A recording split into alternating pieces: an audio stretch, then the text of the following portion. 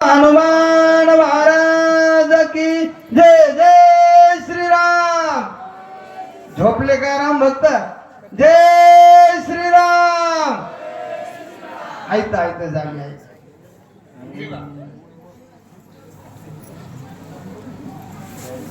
चालू करा ऋषिकेश महाराज. ऐकून या गप्पीच्या वचनाशी.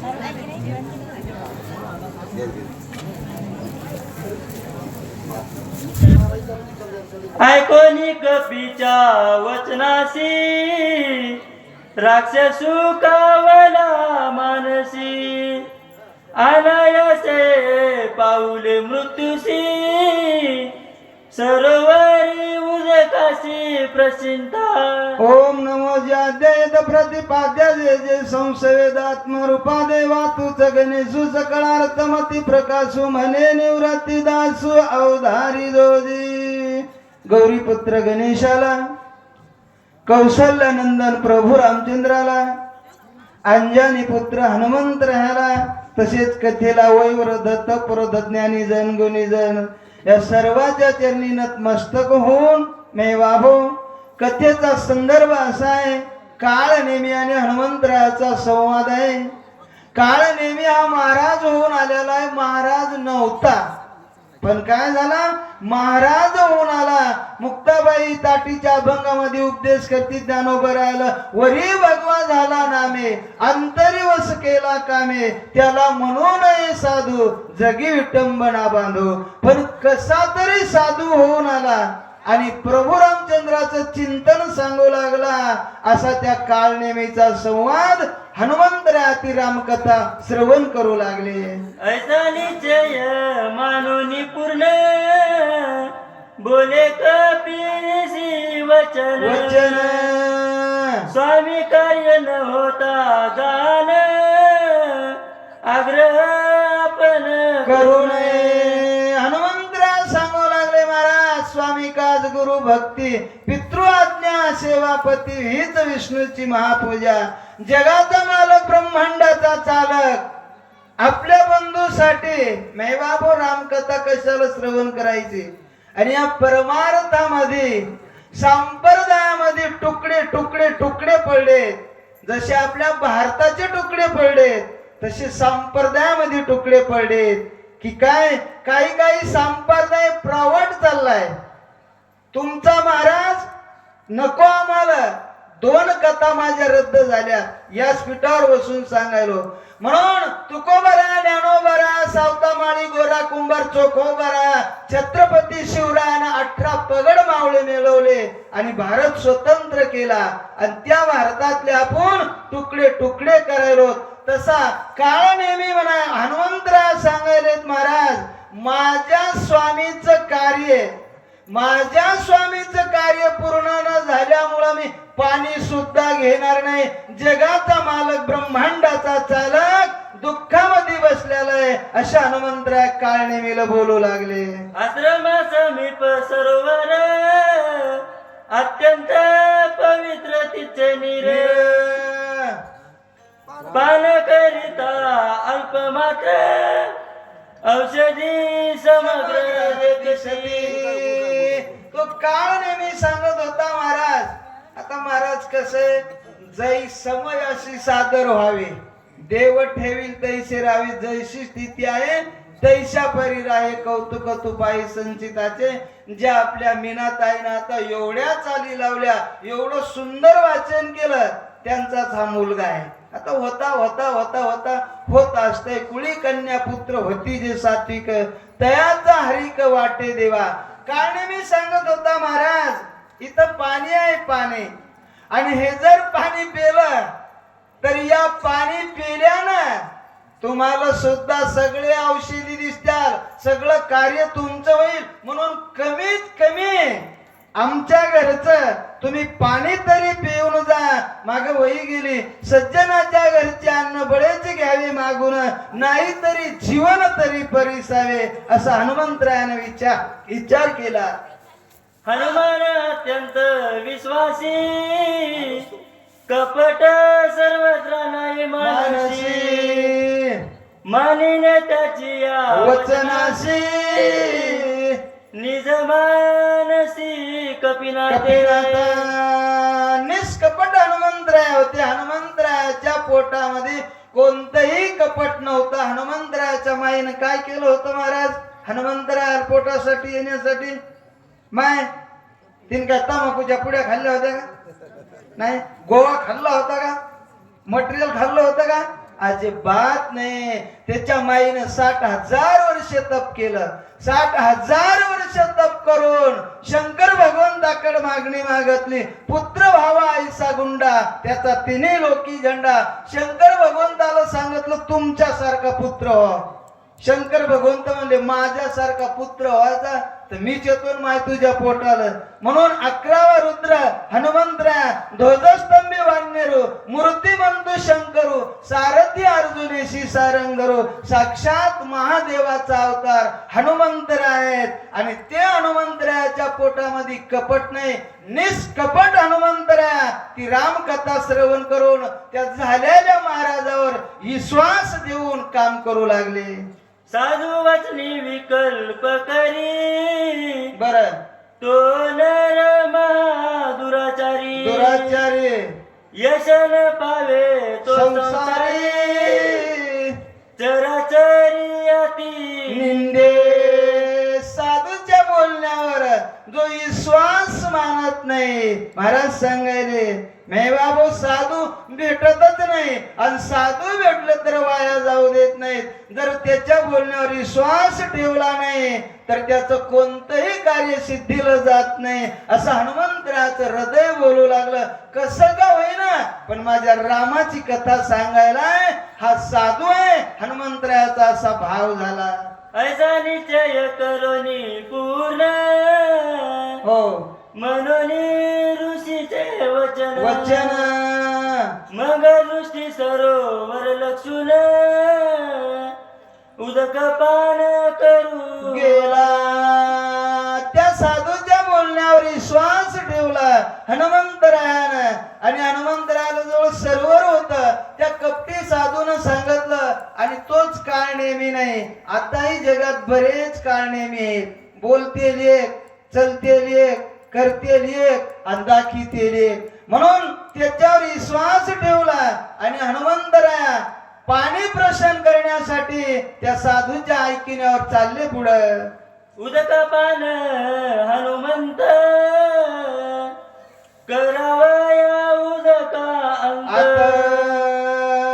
रिगताची पायी तेत पायी त्वरित धरेला. हनुमंतराया ते पाणी प्रशान करण्याकरता त्या साधूच्या बोलण्यावर विश्वास ठेवून पाण्यामध्ये पाय ठेकताच त्या ठिकाणी आतून हनुमंतरायाचा एक पाय धरला. माय झोपी चालल्या का जाग्यात? इकडच्या माय झोपी गेल्या जाग्यात ना माय तुमच्या एखादी काही काही आहे का? आहे का माय इकडं काही इकडं बी नाही. 100% काही नाही. बरं काही एवढं काय वाईट केलं माय? रामाला वनवासाला पाठवलं. आजी महिन्यात रामाला वनवासाला पाठवलं. माय काही ना रामाला वनवासाला पाठवलं का रामानं काही कुण मागून घेतलं? वा वा वा. एक कथा आहे रामायणातली. एक दिवस प्रभू रामचंद्र कैकेयीच्या महालामध्ये गेले आणि कैकेयीचं नेमानं दर्शन घेत होते आणि कैकेयीच्या मांडीवर मुंडकं ठेवलं जगाच्या मालकानं आणि प्रभू रामचंद्रानं अंग टाकलं. आणि प्रभू रामचंद्रानं विचारलं माय मी तुला किती आवडतो? रामानं कैकेयीला विचारलं माय मी तुला किती आवडतो? कैकेयीनं सांगितलं माझ्या जीवाच्या पेक्षा तू आवडतोस. मग रामानं सांगितलं माय माझ्यासाठी काय करते तो? कैकेयीनं सांगितलं रामा तुझ्यासाठी माझं काळीच काढून देते, काळीच. तू एवढा आवडतोस. भरत चित्रगुणापेक्षा 1000 पटीनं राम आवडत होते. मग रामानं सांगितलं माय मी जर तू माझ्यासाठी जर काळीच काढून देतीस तर माझं एक काम ऐक ना.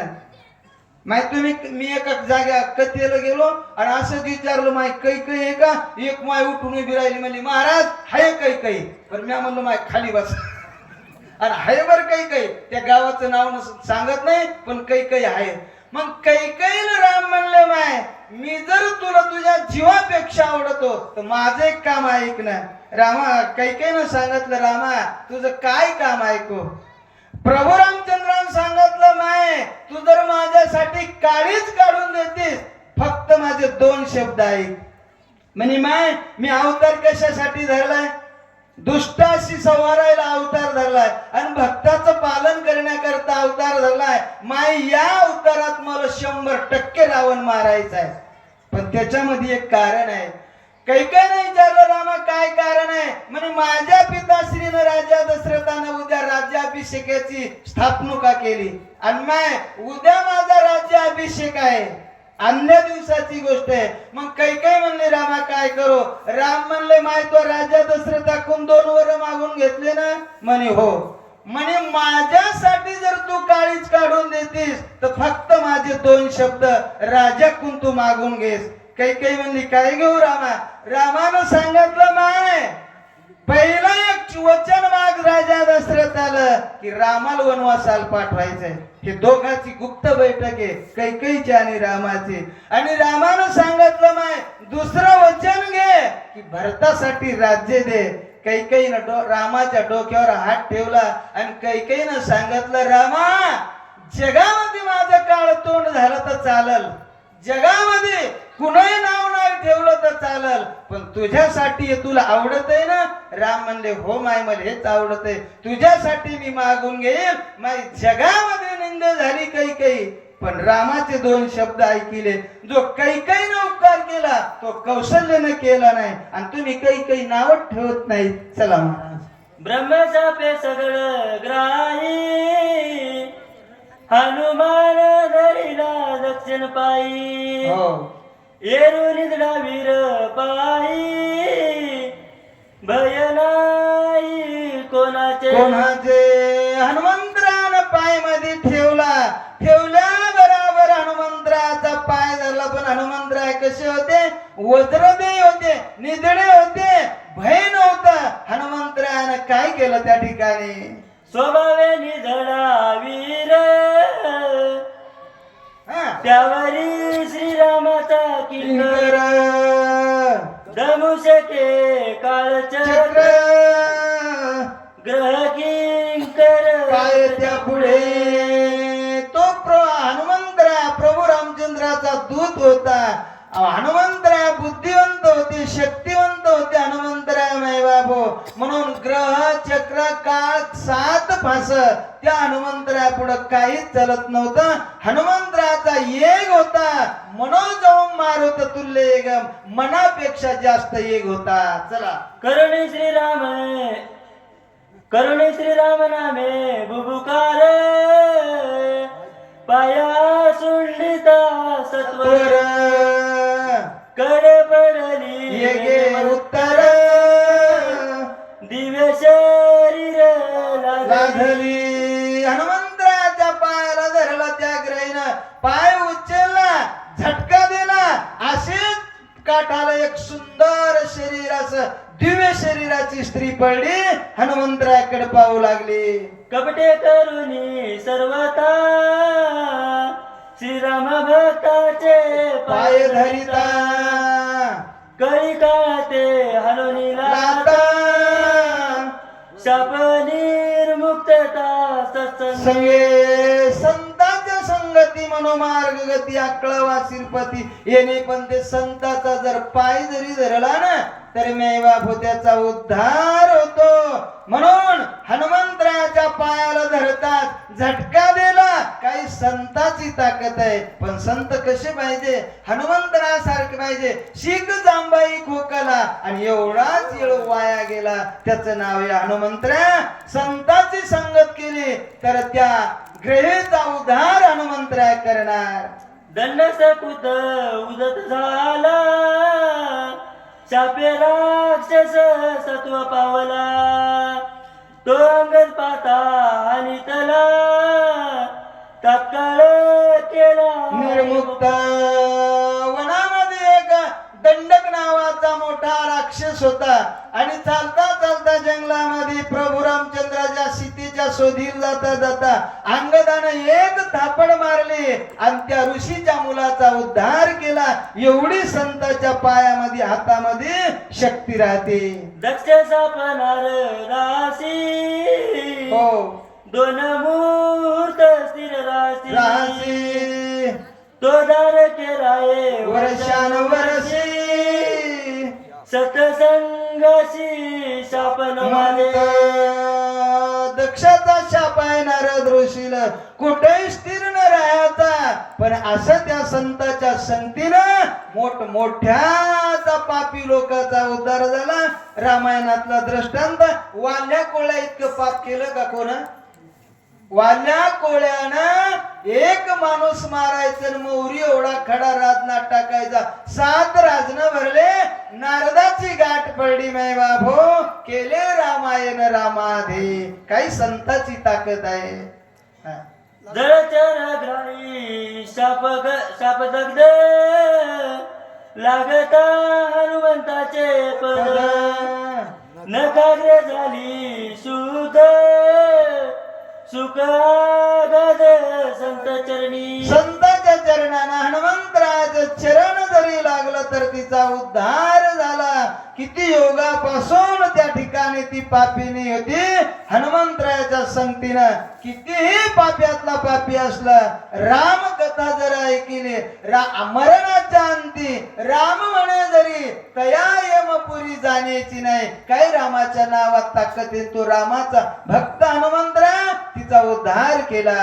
लागता कपीचे नकाग्र सांडिले शाप शरीर लावणी अवयव सुंदर गगना उसळले. हनुमंतरायाचे चरण लागल्या बराबर तिचा उद्धार झाला. दिव्य शरीर झालं आणि वरी स्वर्गाकडे चालले. आणि जाता जाता हनुमंतरायाला मागच्या साधूचा काळ नेहमीचा काय वृत्तांत असं हनुमंतरायाला सांगेल. पण आता ते दुसरे श्रोते येतील आणि ते तिचा उद्धार झाल्याला सांगतील. अंतरिक्ष गगनांतरी रावणी बोलत सुंदरी सुंदरी विजय होई कपी केसरी निरंतरी राम प्रेमी. स्वर्गामध्ये चालली ती अप्सरा. चालता चालता वरून बोलत होती हनुमंतरा तुझ्या बाप चरणानं माझा उद्धार झालाय.